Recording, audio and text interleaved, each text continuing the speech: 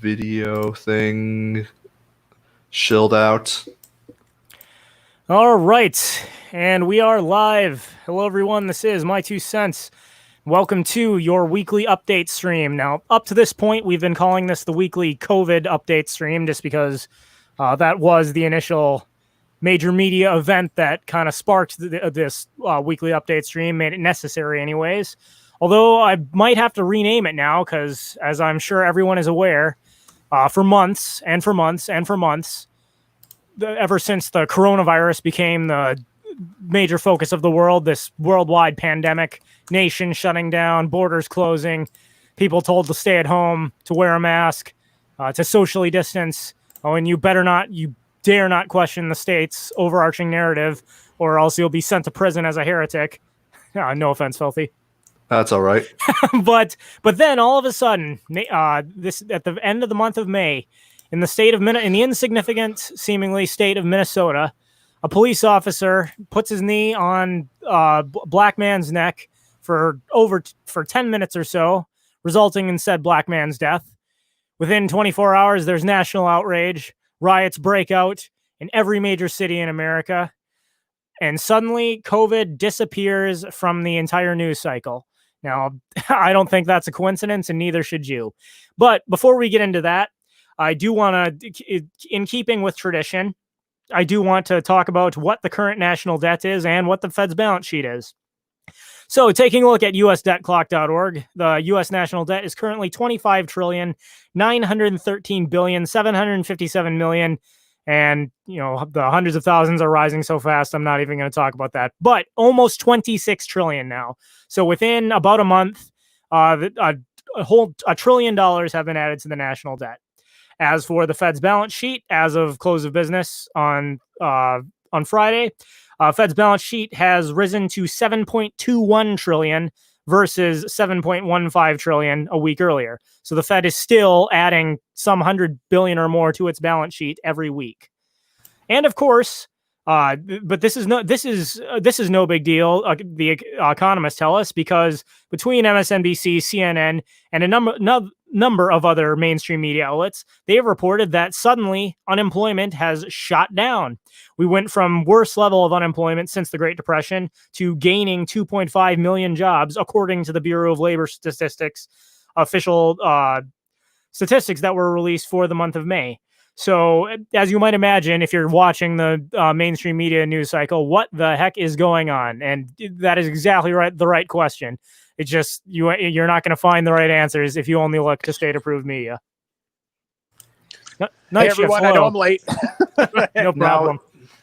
Now I just want to talk about the riots for a second, because there's a lot of very suspicious stuff going on, and the suspiciousness is becoming more and more obvious. It's become so obvious, actually, that I was talking to my parents just like yesterday, and my dad pointed out that, yeah, this is very fishy. This kind of looks like a setup. And he is like a Burkean conservative, not quite a neocon, not quite a boomer conservative, like more knowledgeable than that, at least. But also, it's like that kind of stuff about the government manipulating data, creating master narratives, that sort of thing. He would usually come up to you. He would usually reply to that, oh, this is a crazy conspiracy theorist. No, I didn't bring that up at all. He told me that this looks very strange and very suspicious. And not too long ago, I got sent a screenshot of some very strange circumstances in regards to this whole arrest that took place on May 25th, 2020 in Minneapolis, where who, I actually can't remember his name off the top of my head. George Floyd. No, George Floyd is the guy who died. I'm talking about the officer. Derek Chauvin. Yeah. Well, a similar incident occurred on May 28th, 2020 in Paris, where a white officer rests his knee on the neck of a black guy on the ground. And on May 30th in 2020, in Madrid, you see another incident that's identical. It's a white officer having his knee on the neck of a black man on the ground. And this seems very strange, to say nothing of the fact that, we have the arrest photos of Derek Chauvin, and it's clearly a different guy. their face, although they have similar nose shapes, similar eyes and similar eye shapes, the ears on the arrest photo are more spread out than what is on Derek Chauvin in the video. Not to mention that the guy who was arrested does not have a widow's peak, whereas if you look at Derek Chauvin from the video, he clearly does have a widow's peak. Sure, it's very like low shaved hair, so it's kind of hard to make out, but you can still see that their hairline is nowhere near the same. And what's even funnier is that there's also a very strong theory that Derek Chauvin might not even be the same guy, or might not even be an officer, because there's a video that came out of his neighbors saying that he had no idea that Chauvin was a cop, which is weird because allegedly Chauvin used to work at security in a nightclub. So you would think like if he's going to work that he would go in a security uniform or something. Unless it was like one of those plain clothes security, but either way, like the fact that he was even a police officer somehow came as a complete surprise to them. To say nothing of the fact that we have information about a guy named Benjamin Ray Bailey, who is only who's only notable because he appeared on the show Cash Cab once, and people found that his photo looked identical to the officer, which lends credence to the possibility that this was a crisis actor, that he was put forward as someone to do this murder. He was probably paid a lot of money and also guaranteed that he would not be convicted of anything that he did, which is also consistent with what we've seen from the Minnesota state governor, who has upgraded the charges to second-degree murder. Now, obviously, it goes without saying that what happened is murder. Like, that's without question. However, legally, second-degree murder requires proof that it was premeditated. Like, this kind of thing was planned out in advance. Well, which is unfortunately... Sorry, I wasn't quite finished. Okay, go ahead. While we do know that this was murder without question, second-degree means that this guy could easily get off on a technicality that premeditation is otherwise going to be very difficult to prove. As such, it's very easy to see that, much like 99.9% of criminal charges put forward on police officers, he's gonna walk. So I think that this is part of what's happening. I'm just gonna go ahead and say it. This glows very brightly. We don't have proof of anything.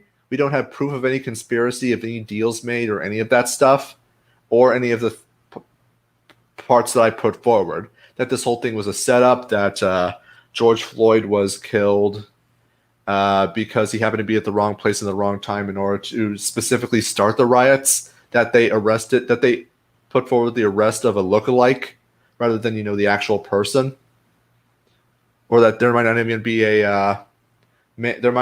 an officer named Derek Chauvin from the Minneapolis Police Department, to say nothing of the fact that the ambulance EMT crew that came out were seen wearing bulletproof vests. And people were wondering, like, why would they do that unless they were police officers? Mm-hmm. Now, just to make sure, I'd say thank you. Pumpkin Row gave a $5 super chat. Press F to pay respects to all the random people the road pirates are murdering. Well, all the new ones they've been murdering since their inception. Pumpkin Row, thank you for the super chat. And there is there is a lot there that Filthy mentioned. Night Shift, did you have something? Well, I just wanted to add that this whole situation, the riots themselves, it's funny that you mentioned how COVID-19 is kind of disappearing from the news and whatnot, because a lot of what is happening right now with the rioting and with a lot of the anger that we're seeing is not simply because of George Floyd. It is residual anger and residual hostility from the COVID-19 lockdowns. Because if you guys remember, like a few months ago, people were rioting over the lockdown, or not rioting, people were heavily protesting over the lockdowns. And a lot of what we are seeing now, a lot of the anger is not simply just the murder of George Floyd, but a lot of that is the residual anger from the lockdowns and the continued lockdowns that are going on now. So that's kind of what's fueling it. This was just more or less the straw that broke the camel's back, in the form of taking it from like protesting and anger to rioting. So that has to be factored in as well. I'm not so sure about that for the simple fact that you've seen videos. I'm sure you've seen them too. My 2 cents of people peacefully protesting, and then the police become aggressive. There's drive-bys of police where they just pepper spray a crowd. They'll start throwing tear gas. They'll start escalating, and of course, you got the infamous brick pallets that are appearing in city after city after city after city after city, whose origins are being strongly correlated with the police. I mean, And we've got you've got brick pallets appearing where there's nowhere that are nowhere near construction zones. And exactly. We got people streaming on Instagram and on Facebook, walking up to these things saying, "What the heck is this doing here? There's no construction going on." Now, I do agree with the broader point Night Shift was making. I think if Night Shift, to make sure I understand you correctly, what you're saying is the population was specifically groomed, if you will, for civil unrest, in that you've got a population that's been forced to stay home. Many of them lost their jobs. So as far as willingness of people to get out and riot, I'd say is probably significantly higher as it might have otherwise been when this happened. I would agree with that. Now, whether or not I think the point Filthy was disputing, and I think it's worth disputing, is the idea that these riots are, homegrown, grassroots type riots that are just the simple result of a bunch of angry people who saw a police officer mistreat a black man, because that clearly is not the case. There are powerful forces at work making these riots continue to happen all across the United States. So I think both your points are correct. Just once you understand what the other means. And there is one other thing that I had a thought about a couple days ago in regards to the riots. Mainly, it regards that the Minneapolis city government and I'm sorry, let me start over. So the Minneapolis state government is strongly considering disbanding their police force entirely, and New York City is also strongly considering putting forward a 20% budget cut to the NYPD. Now, this will be considered as progress. However, I've noticed, and I don't know for certain, like how likely those proposals are going to pass, if they're just milker bills or if they're very strong considerations. But I am reminded that a lot of municipalities are facing very significant budget shortfalls, not only leading up to this event because a lot of them were already heavily in debt, but following the lockdowns, more people stayed home, which means fewer people were driving on roads, which means that there are fewer tickets for cockroaches to give out. And as a result, well, that means revenue that a lot of these municipalities rely upon from traffic tickets, from court fines, from all that stuff has dropped precipitously. And how significant is it? Well, it can be anywhere from like 20% of revenue to 85%. So for some places, having this drop of revenue is absolutely massive. Now, what makes this interesting is that whenever governments do cut services, do close down agencies, one thing that they always target are the most forward-facing agencies, the ones that the public are going to be interacting with the most. So it's going to be police, firefighters, teachers, that sort of thing. So what I think is happening... In theory, the ones that the people I wasn't finished. Okay, go ahead. I wasn't finished, sorry. So what I think is happening is that in a lot of municipalities around the country, particularly in major metropolitan areas, they're facing significant budget shortfalls and significant budget cuts. So they're taking these possible riots as an opportunity to escalate them, to make them worse, to basically use them to set the city on fire as a way to indirectly communicate with the city government, look, we're important. Don't defund us. In fact, please make our budgets bigger because we can protect you from this. In other words, it's basically just a coup by local police departments to just give themselves bigger budgets. And the point I was going to interject there is police, fire departments, teachers, those kind of government services, they're the ones that the rank and file citizen believes he needs the most.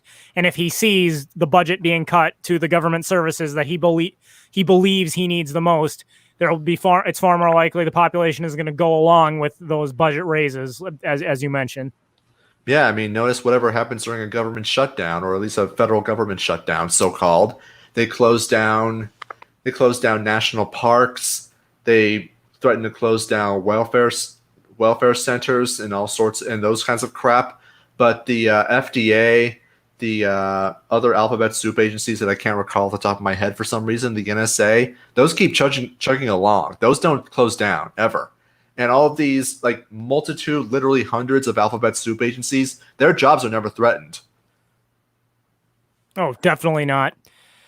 So there is a lot. I mean, we've already gone through quite a lot there, but I think the first thing everyone should note is, I mean, is there really anyone who buys the official narrative? Let's think about what the official narrative is. So George Floyd supposedly went to a store and attempted to pay for goods with counterfeit money. Of course, all money is counterfeit money, but that's a separate point. In that it's fiat money that is essentially worthless. So George Floyd tried to pay with a piece of fiat money that wasn't officially issued by the Federal Reserve of the United States. But okay, that's his crime. 4 police officers respond. Allegedly, these are well-trained police officers who have gone through an academy. They've learned about escalation of force, how to properly conduct an arrest, and such. Derek Chauvin, who just happens to be a violent racist, decides, you know what, I'm going to kill this black guy. As soon as he's arrested, puts him on the ground, puts his knee on his neck, and slowly proceeds to choke him to death. Well, dozens of people, or I'm not sure how many, enough people are surrounding him, filming the whole incident, saying, he can't breathe, what are you doing? You know, just basically sitting there with a smile on his face, weight on the knee. None of the officers do anything about it. And George Floyd unfortunately loses his life due to this very conveniently placed racist cop who just randomly out of nowhere decides he's going to kill this black guy. Within 24 hours, COVID-19, which is the major news story for the past several months, totally disappears. And major riots break out throughout the nation. These are all grassroots. Just, Americans are tired of this, and hundreds of thousands of Americans of their own accord decide to get up and start rioting and burning down Target stores and everything else because they can't take it any longer. We've got to solve racism in this country. I'm reminded of the quote from the James Bond movie Goldfinger. Once is happenstance, twice is coincidence, 3 times is enemy action. And we got way more than 3 coincidences going on in that narrative. Does anyone really think that all these random things just happen to align and fall in line with that?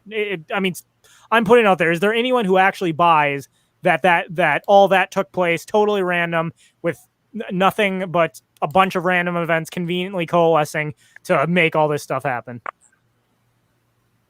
Not at all. That it's too much. It's too much to believe it's coincidence. It's too much. And like Filthy said, can we prove that this was a setup, that the allegations about Derek Chauvin not even being a police officer? I know everyone's already seen the memes that show the picture of the man who was arrested next to the picture of Derek Chauvin with his knee on George Floyd's neck and pointing out the hairline's different, everything else. The fact that none of those, despite that being widely circulated around social media, it doesn't make it into any of the official state narratives. The fact and frankly the ability to believe that all these well coordinated protests and riots taking place in major cities across the United States are simply the result of hundreds of thousands of unassociated people standing up and working together in tandem without any kind of defined leadership. It is too much for anyone to believe that that's the official narrative. There's definitely something. This is definitely coordinated, and there is definitely more going on. And it's kind of funny that you're seeing these Instagram posts, these videos popping up of people in front of, as you said, in front of the brick pallets, pointing out that there's no construction around. So what's it doing here? That very much people are becoming increasingly suspicious that, well, things glow. That the government puts forward fake information, all sorts of fakery. And we know, for example, that during the 2010 G20 riots, that the police infiltrated Antifa specifically to instigate violence. I mean, I'm pretty sure you've seen that iconic picture of the cop car burning. from those riots? Yes, I have. Yeah. Yeah. That was set alight by another cop who was pretending to be a protester. Doesn't surprise me.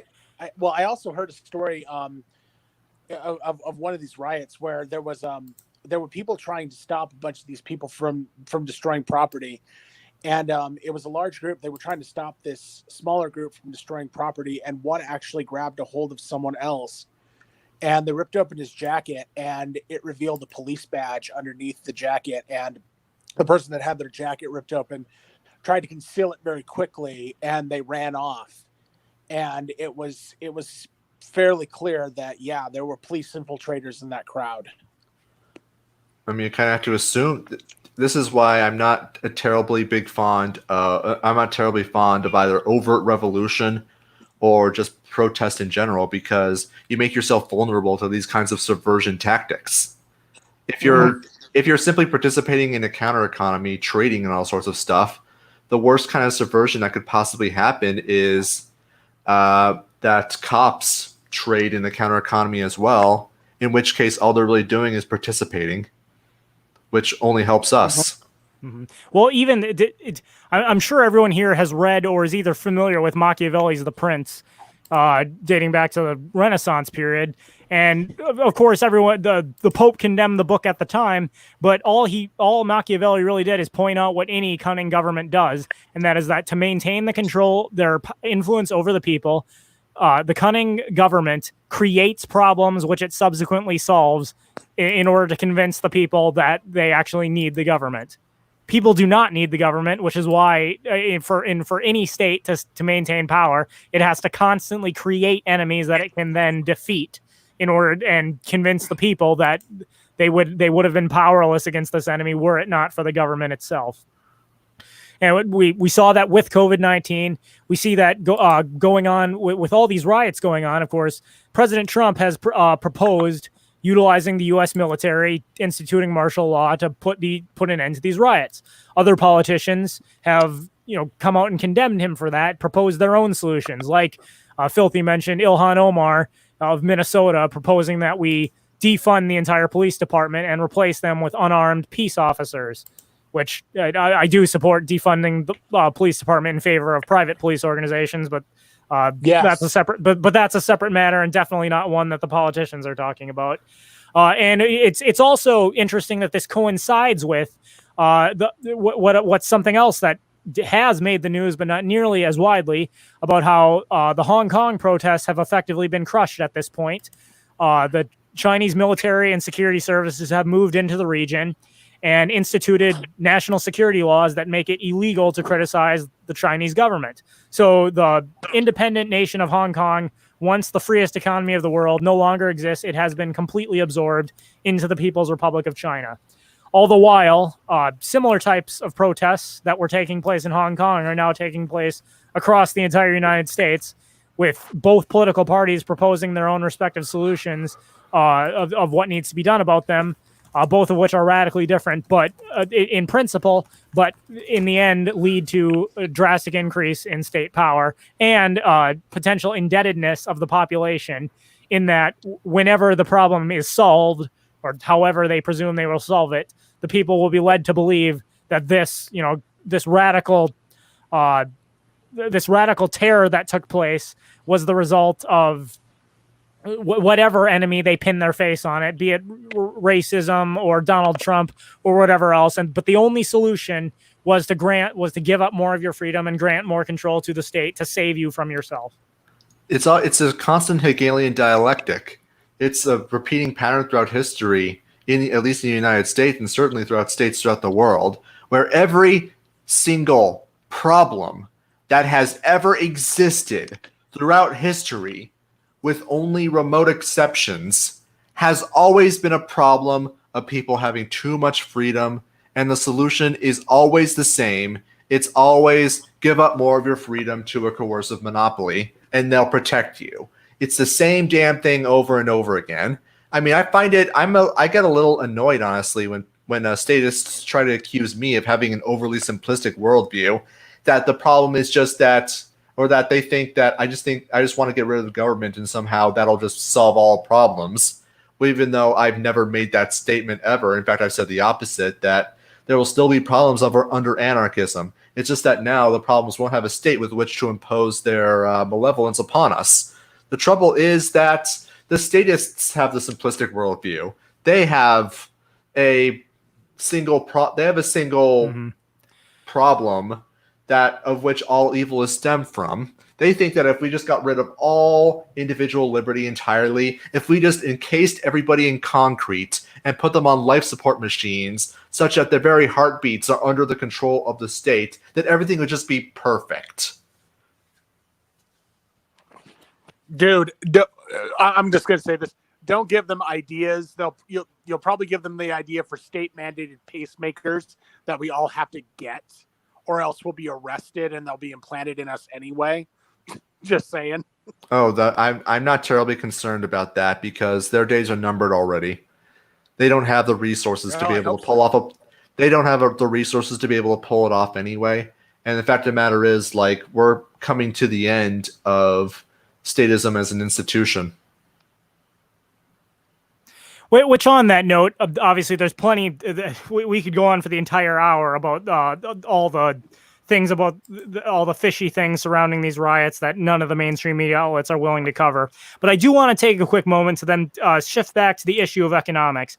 Obviously, throughout this entire process, ever since, obviously, even prior to it, but since we've started doing these streams talking about COVID, we've noted how the money printers go burr.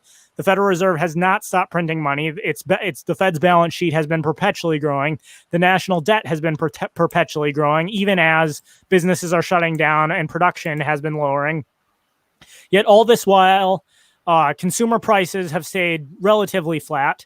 And as of this week, the stock market is actually taking a surge. And supposedly, as is reported by the Bureau of Labor Statistics, suddenly we went from losing millions of jobs in a day to gaining millions of jobs in a day. So how exactly does all this come together? Well, I would submit to you that let's stop and think about how stocks, in theory, stocks rise and fall in an uninterrupted free market where where businesses are trying to sell products and individuals are trying to, achieve gains and losses through investing in those corporations.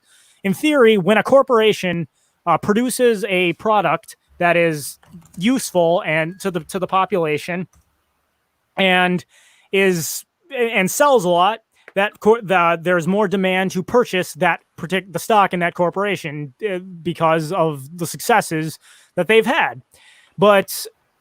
Or in theory, if a company fails to produce products and that people want, and it does not sell products throughout a given cycle, the value of that corporation will go down. People won't want to invest in it because they know it's not creating anything of value. Well, amidst this entire worldwide economic shutdown, we know that there are no corporations really that are producing new valuable services that are lowering the cost of production elsewhere in the economy, that are improving people's lives. Yet the stock market at large is booming. So the prices of stocks are going up. That would indicate to me all the money that the Fed is printing is the reason consumer price. And I don't claim, I'm all-knowing here, and this is exactly what's happening. This is mostly just me speculating, but I think it fits the facts. All the money that the Fed is printing is being invested largely in the stock market and other forms of investments, and that all this money that's being created is creating demand, and it's being pumping up the prices of stocks artificially. But it doesn't actually mean it doesn't actually represent new value that's being created. It's just all this new money, which represents a portion of the goods and services that existed before and have in fact gone down since COVID. When everyone tries to start selling their assets in order to redeem these losses and actually buy stuff, the whole thing will fall apart. Now, I've actually been talking to a couple of other people about the alleged rise in jobs. And one thing we've found is that it might not be real, in the sense that, yeah, people could be getting their jobs, but there's a provision under the triple P thing. I forget what it's called. It's regarding those small business loans. Basically, there's a condition on them that you can't fire anybody if you take these loans. Exactly. So You have to keep people on your payroll even if they're not working. So you can imagine that there's a lot of businesses in catch-22 situations who have already fired people because, well, they can't afford to have them on, but they take these loans anyway. But they'll have to pay them back if they don't have them on, so they just rehire them again. The thing is, though, like they were probably out of work for like a week or very short amount of time before they were brought back on, and these apparently there are like 2 million of those people. So yeah, 2 million of those people's interesting that they cite 2.5 million increase in jobs. Mm-hmm. Yeah. And that's what I think, and that's what, at least what I think is going on, that a lot of businesses realize like, hey, wait a minute, I'm already heavily in debt. I was already struggling before this thing even started. This loan is the only thing keeping me up, and the only way I'd be able to keep the loan is if I hire these people back on to basically just sit on their hands. And for them, it's unfortunately a no-brainer, but it's kind of the situation that a lot of businesses, especially small businesses, are stuck in. Mm-hmm. And this is the only way they can survive. Mm-hmm. But again, it's the perfect storm.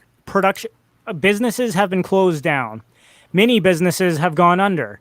In fact, now with the riots, we see many businesses have been burned to the ground. Actually, look who chose to join us. Yeah. Hey, hey guys. So hi. And I've been sleeping during the day. Like I just woke up at 6. Which is 6 my time, so about an hour and a half ago. All right, finishing my thought. Businesses are closing. Businesses are being burned to the ground. Production is down. There's rioting in the streets. Yet the stock market is surging, and we're being told that jobs are coming back. Yet it's unclear exactly what these jobs are doing since production is down. How can anyone in their right mind think this is a real economic recovery? It's a real booming economy with real economic recovery would be marked not only by businesses being open, not only by people having jobs, but by actual valuable goods and services being produced, and that lower the cost of production for other people and improve other people's lives. Everyone can see that's not what's taking place, yet somehow the stock market is surging, yet somehow millions of jobs are coming back. It doesn't add up. Well, there's a very simple explanation for that. The stock market is not a measurement at all of the health of the economy, of the productivity of an economy. It's simply a measure of the health and productivity of publicly traded companies.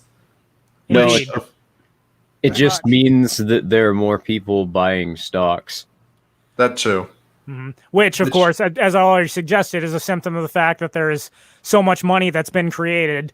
And I would suggest more people are investing in stocks with the new money that's being printed out of thin air.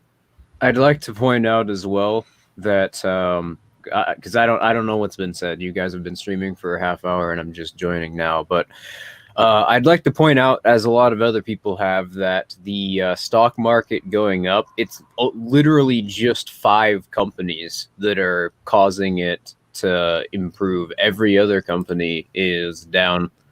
It's Amazon, Google, Apple, Twitter, and I think I don't remember what the other one is off the top of my head.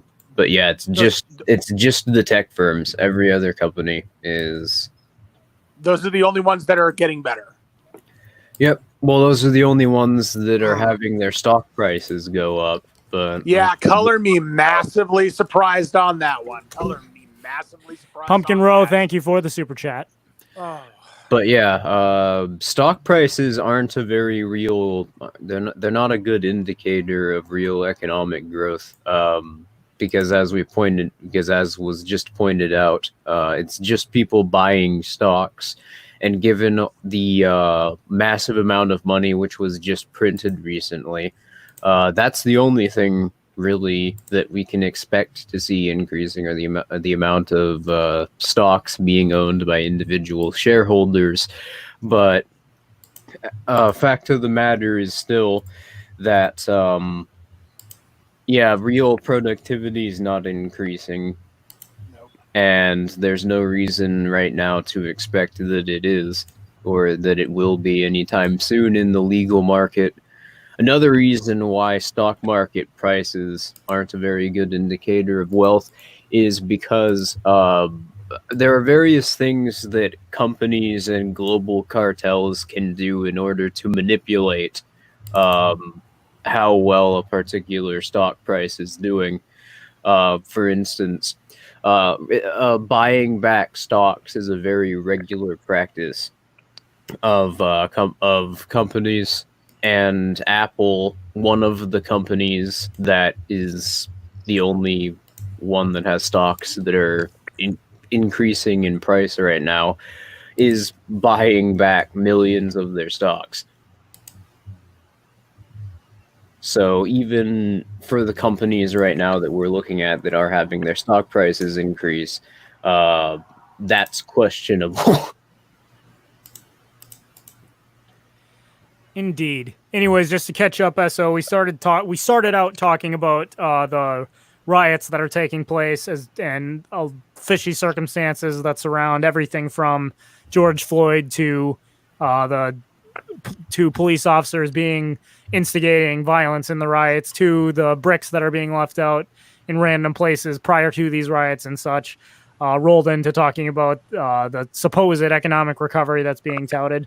But I guess if you have anything to add on either of those points, by all means, please do.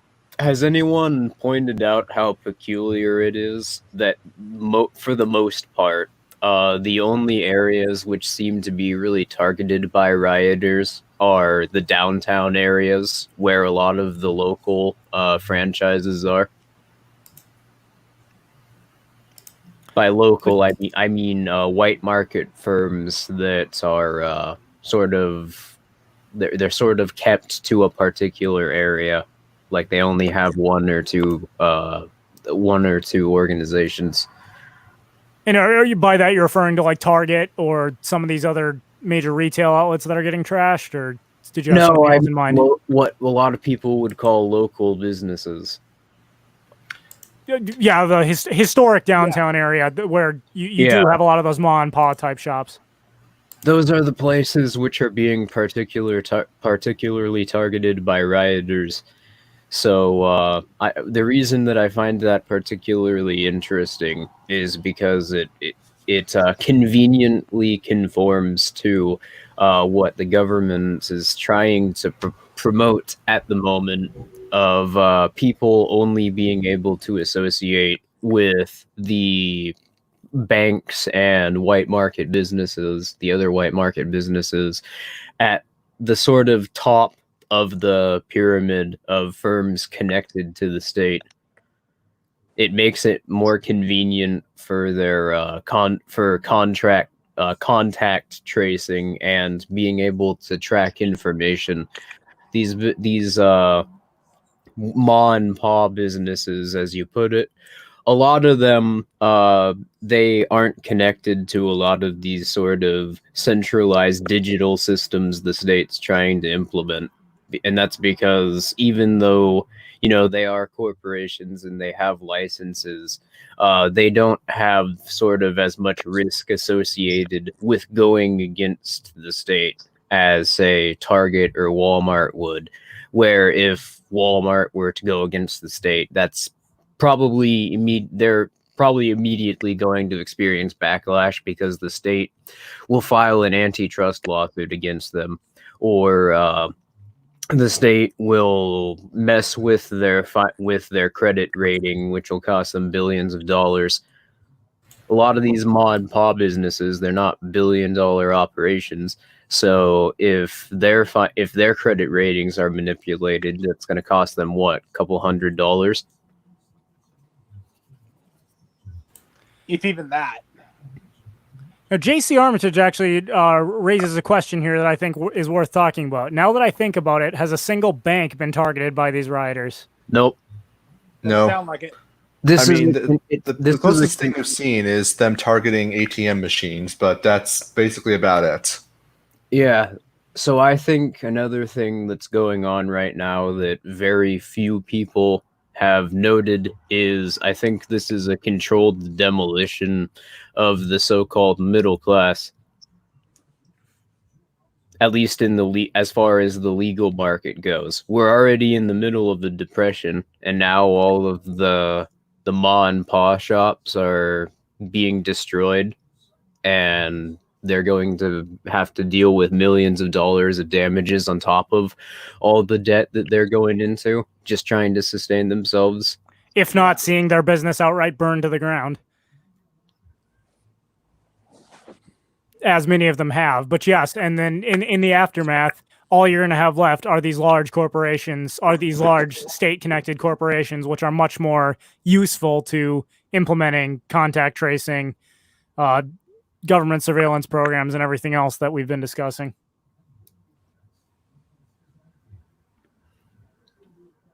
Yep. The digital finance system that they'll try to implement as soon as they're done with their controlled demolition of the sort of old world fiat system, those will be all the firms that are connected to it, and those will be the ones that are using it. They're the ones already promoting it and starting to implement these systems.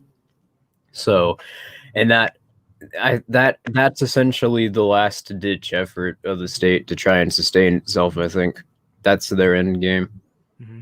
Ironic then that Antifa has been the face of many of these protests when they allegedly are, in taking place and encouraging these riots so as to abolish capitalism and really stick it to the bourgeoisie class. Yet, as you pointed out, the businesses being destroyed are not the ones owned by the millionaires and billionaires, nor are the millionaires and billionaires being hurt at all by what's going on. It's the small businesses. It's the low-income individuals that work at those businesses.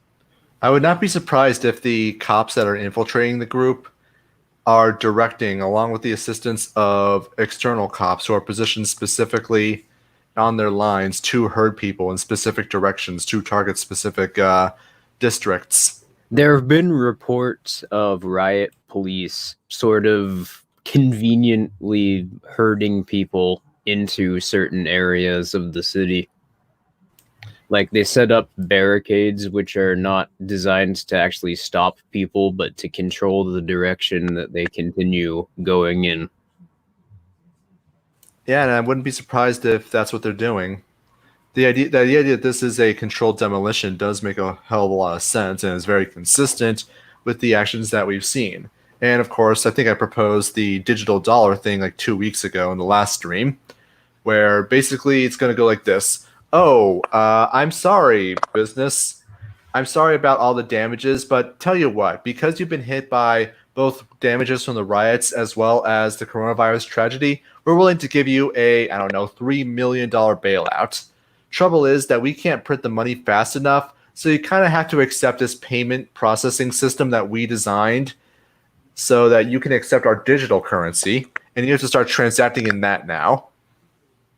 Yeah, after I'd uploaded my video yesterday, as soon as it was already up, I thought of that and I was like, God damn it! Why didn't I mention that in the video? Because it's I haven't heard anybody else mention it, and I think it's very important. But at the same time, just like everything else, it doesn't, like, the state doesn't seem to realize that the more that they attempt to centralize supply chains around a very small amount of firms in the legal economy, the more people are just going to be driven towards counter markets. And that's sort of what we're seeing right now. All right, just quickly, thank you to Anarchist Jeff for your super chat.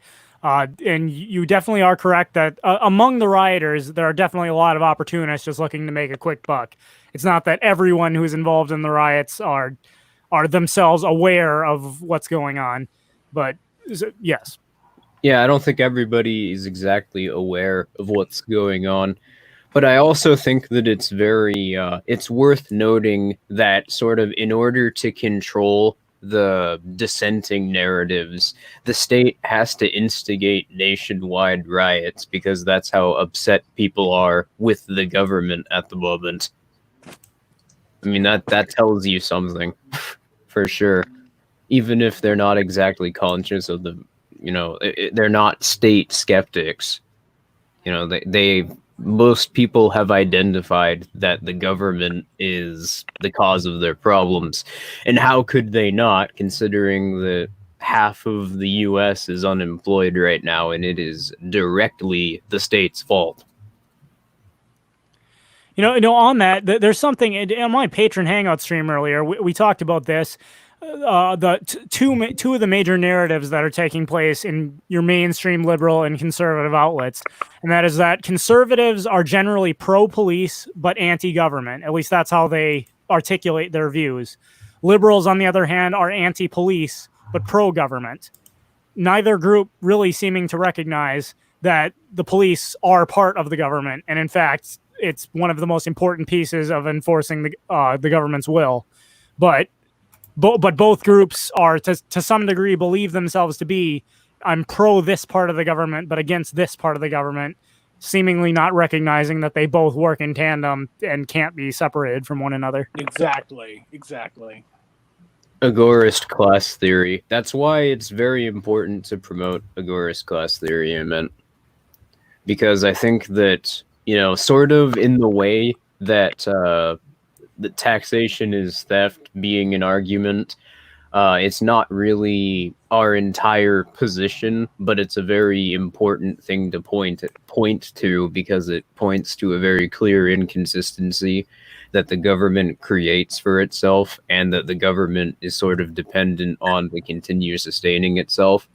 Well, if you were to point out the class difference between state actors and people who aren't state actors in society, and you were to point to the difference between white market and counter market entrepreneurship, then I think in sort of the same vein, libertarianism would, it would be a lot easier for people to grasp state skeptical conclusions, because as is, if you were to point to something, and the state banks on this regularly, as I pointed out in my recent video, if you were to point to something that the government did, the government has people trained basically to think, oh, well, that's just an individual acting on their own individual interests. The government is interest neutral, when that's absolutely not true. No. It is the government has the most amount of conflict of interests out of any organization I could think of. Imagine, if you will, that you were part of just any organization at all. Would you want that organization to go bankrupt, just to stop existing? No, of course not. So naturally, you'll adopt a self-interest on your own that necessarily coincides with any interest of the group to not only continue its functioning, but to maintain and increase its power, influence, and revenue. After all, who wants to be part of a small nobody nothing group that's barely eking out instead and be part of a large, prosperous, powerful group? Everybody wants to be part of the large, prosperous, powerful group because everyone wants to be a winner. It's just part of the simple self-actualization that follows everybody's self-interest. It's self-enrichment. With this in mind, why wouldn't state actors want to increase the size and power of the state? The idea that somehow that it's just bad actors just doesn't conform to reality, let alone conforms to praxeology. Yeah, it assumes, like I'd pointed out, that it's possible for a government agent to have interests in not expanding the influence of the state over society. And given that in order for the government to continue sustaining itself, it has to do that because governments fundamentally operate around an unsustainable growth model where they need to constantly keep printing money. They need to have that money in order to monopolize supply chains, and they need to monopolize supply chains in order to continue obtaining revenue. And in order to continue monopolizing the supply chains, they need more revenue to be expropriated from the population they claim dominion over. So that's not a sustainable system. It's a pyramid scheme, basically. And like all pyramid schemes, they inevitably collapse. You can keep them going for a while, and when you've got a monopoly on coercion, you can keep them going for a reasonably long period of time. But but by definition, they cannot continue forever. Sooner or later, they must collapse. Yeah, Fusion said in the class, Agorist class theory is greater than Marxist class theory. Well, that's another great thing that Agorist class theory has, is that it provides an antithesis to the reactionary or Marxist response to people becoming skeptical of the state's current social order. As Konkin himself points out, various internal contradictions with Marxist class theory.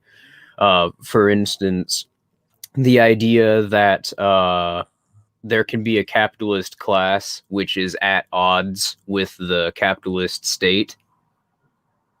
That doesn't really make any sense. According to Marxist class theory, the capitalist state and the bourgeois class are supposed to have the same interests, but within the internal reasoning of Marxism, private interests and state interests are always at odds. So simultaneously, they would also be conflicting with each other. Of course, a Marxist would respond that you just don't understand Marxist class theory. Of course. Oh, that's always going to be the conclusion, which is very strange because whenever those people put that forward, usually they have a worse understanding of Marxist class theory than we do. Oh, absolutely. Mm-hmm. But it's the catch-all objection. Whenever you take and quote word for word a Marxist defending Marxist class theory and then refute it, the Marxists rise up and say that you never understood it to begin with. Why? They generally don't say. Oh, you just took it out of context.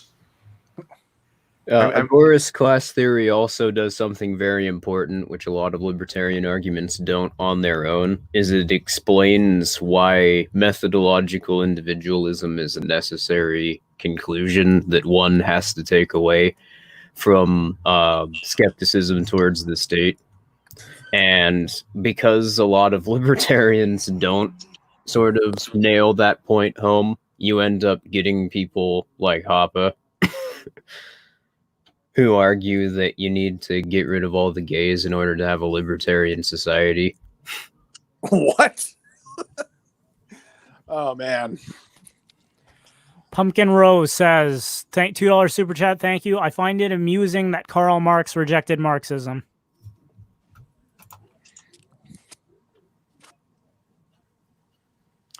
All right, well, we are getting near the end of the hour here, so if anyone has any questions about anything we've discussed or anything we haven't discussed, now is the time to put them in the chat.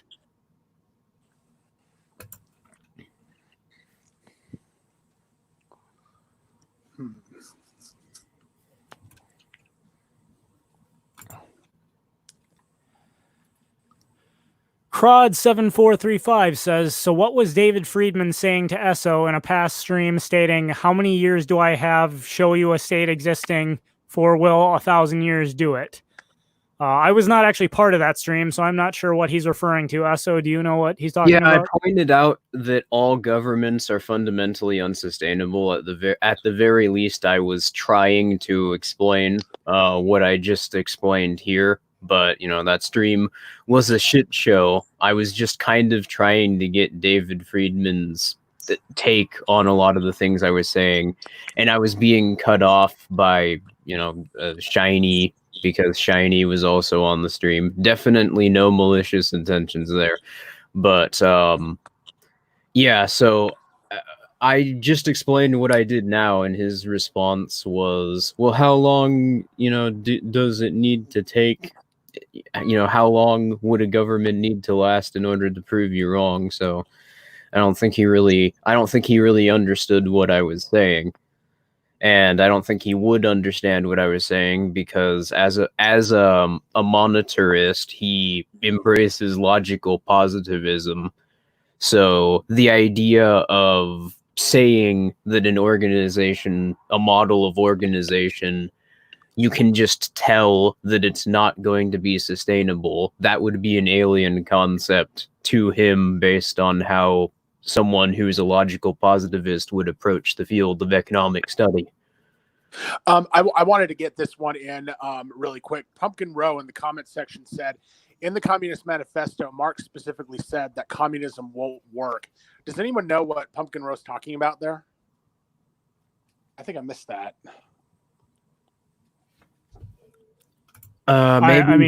Maybe your Pumpkin's talking about something different, but I don't remember him saying that at all. I don't either. I'm not sure. All I remember is that Marx said that he wasn't a Marxist at one point. Albedo points out Gabon, Suriname, and Congo defaulted. And if I'm not mistaken, at least 10 different countries have defaulted at this point. Yeah, West Africa is getting hit pretty hard right now. And of course, these are all like small countries with like weak economies that nobody really follows all that much. Yeah, and it's you the can nation imagine that it's still the nations which are at the very bottom of the global financial pyramid. Mm-hmm. You know, they're important because they have natural resources, which, you know, they establish land monopolies on. The states do, and then they're expropriated by countries like the US or EU states. But yeah, they themselves are very poor because of that. Grambo says, do you think the media narrative will continue to push the issue on race as a way to shift the distraction? And do you think the Zoomers and some millennials are willing to embrace voluntarism? I don't really think it matters. I think we're going to have to come to terms with the fact that even following the state's collapse, we're going to see people decades, even centuries afterwards, arguing in favor of coercive monopolies and arbitration and how great and wonderful it would be if we just went back to that again. I doubt that like a generation or two after the state's gone, that'll be a very common idea. Like, I think that the people still pushing that are still around who are pushing the state will be seen in kind of the same way as people who are in their 60s or 70s right now in former Iron Curtain states talking about how great the Soviet Union was. But no, I don't think, you know, I think they'll be around, and I think centuries after the state's gone, you know, you'll still see remnants of that. But do I think that it'll be anywhere near as prominent in society as it is right now? Probably not. And the reason for that is because the only reason it's prominent as is because of the state having a monopoly on our society's education and the media that a lot of people are force-fed. So, and not to mention the way that they gatekeep information through the academic institutions. But yeah, I think that aside from that, it's just based on how well a society without a state would be doing. There's not really any reason people would have to identify with the pro-political affiliation at that point. And not to mention that even for the people who are around, I don't think we would be particularly concerned about them, mainly because the reason the state isn't going to be around is because its ability to exist was innovated out of being possible through things like decentralized platforms. So, you know, they can like the state all they want, but it's not something that'll ever exist again.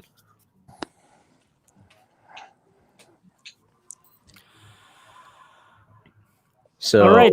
Go ahead, finish. I was just going to say, so on that note, I don't think that it really matters if Zoomers and millennials are voluntarists. Like, I think there's this really toxic idea within libertarianism that a libertarian society has to be of people who are libertarian minded. Well, I think based on sort of what I was just explaining, that's not necessarily true. All right. Well, on that note, we have reached the top of the hour. Like I said, I don't think we'll continue calling this the weekly COVID stream since COVID appears to be on the back burner and it'll be long forgotten along with everything else that goes through the mainstream media cycle. But we will keep this up so long as we have to. So thanks for everybody for checking out the stream.